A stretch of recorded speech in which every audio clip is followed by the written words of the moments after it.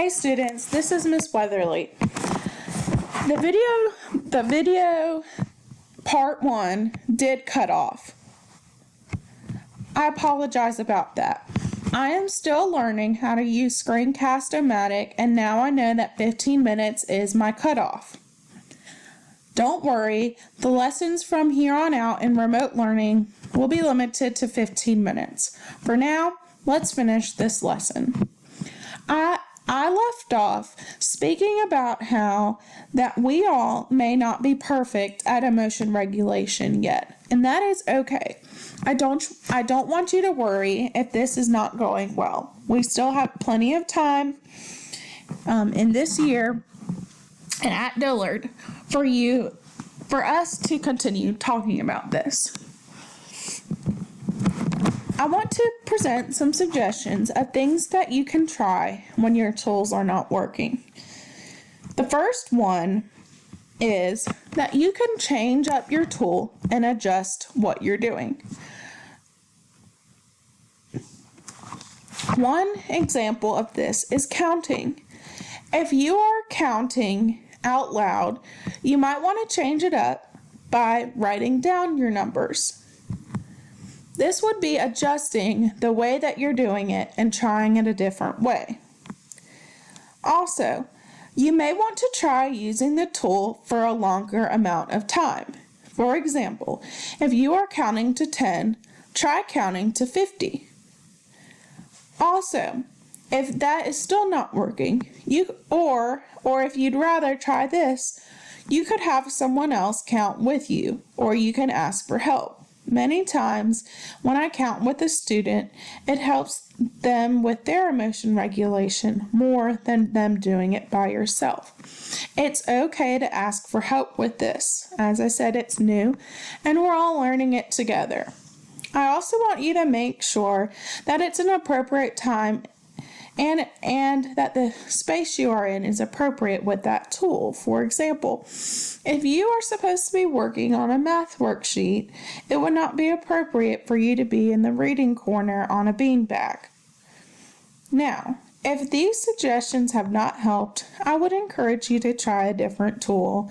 And if that tool doesn't work, I would suggest going through these suggestions again before picking a new one. Also, I want to remind you that you may need a different tool in each color. For example, the tool that you used in the red zone, like counting, may not be the best tool for you to use in the blue zone when you might be feeling sad. Let's move on. Good citizenship. A citizen is someone who works, plays, and learns in a certain community, like Madison, Mayodan, or Stoneville. We read a book called What If Everybody Did That by Ellen Javernick. She presented us with many ways that we could be a good citizen. We will elaborate more on that in the Google quiz. Self-control. This lesson may be new to some of you as well. When we discussed self-control, we compared our decision-making and our actions to a TV or an Xbox remote. If there's something you really want to do, but you know it's wrong, consider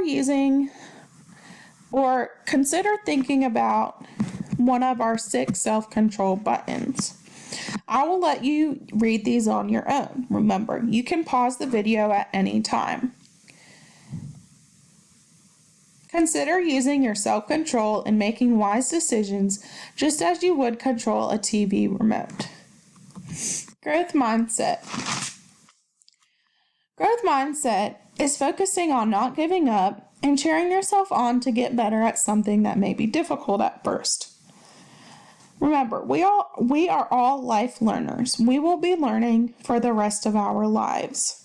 We all face new challenges and new tasks of things like learning how to ride a bike, or learning long division, or learning how to tie our shoe every day.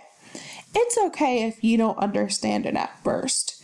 Your brain is like a muscle. It will grow as you learn and push through tough stuff. To continue talking about growth mindset, we watched a video called Ormy the Pig. In the video, Ormy had a growth mindset. Some examples of this are that he made a lot of mistakes, and that was okay. You saw that his effort and his power to not give up was most important. It wasn't about how he did it, or that he may have eventually got the cookies, or may not have. You'll have to watch and see. It was all about his effort and his perseverance. One huge example from the video that is exactly what growth mindset is all about is that there are many strategies to solve a problem. Okay? You could think about almost anything. Making a soccer goal, doing long division, making a bed. Most all tasks have several strategies or ways to get the job done. Make sure that if you are ever stuck on a task or school assignment, that you try all possible strategies or ways to accomplish them before you give up. The last thing I want you to consider is time. That task or that assignment that might be difficult at first might take some time. Allow yourself to work through the assignment without rushing and give yourself enough time to work on it. With time, mistakes, effort, and multiple strategies, you can accomplish anything and grow your brain. Just like we compared, let me say that again. You all can grow your brain, just like Ormy did when he did not give up. Even though that's a silly example. Here are fixed growth mindset statements and growth mindset statements. Remember, do not have a fixed mindset.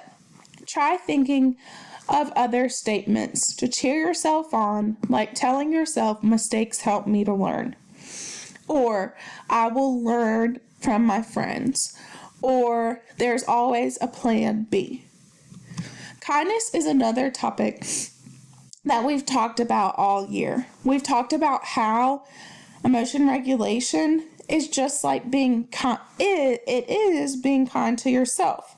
We've learned that being kind to others matters, that we should be the I in kind, and we've learned the skill of empathy to help us be kind. We also watched this story and listened to this story called Each Kindness by Jacqueline Woodson. This story really emphasized why kindness matters. If you would like to watch the video, please find the link and access it there. All right, we're almost done. Empathy was another topic that we've been talking about throughout the year. Empathy is not sympathy. Empathy is feeling with somebody, not for somebody. I could explain it in multiple ways, but I hope that is helpful. It is feeling what other people may feel and feeling that feeling with them. Not feeling sorry for them, but being understanding and being willing to help. Let me explain more. This book was the book we listened to help us understand empathy. Remember, you should remember, it does not mean to actually stand in someone else's shoes. Consider the true meaning. It is seeking to understand or ask someone how they feel and what you could do to help them. Or what you could do or what random act of kindness you could do to help them. Remember, just like emotion regulation, empathy also has 2 steps. It's the same first step as emotion regulation. Name the feeling. And the second step of empathy is to figure out and to do what you can to help that person feel better. Most recently, we also talked in some classes about patience and tolerance. Patience is taking the time and waiting a few minutes for something or holding back from doing something it's not time for yet.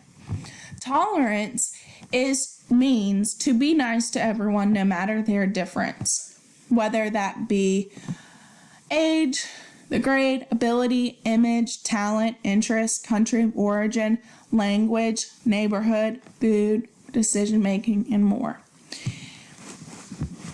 This slide concludes our first lesson for remote learning.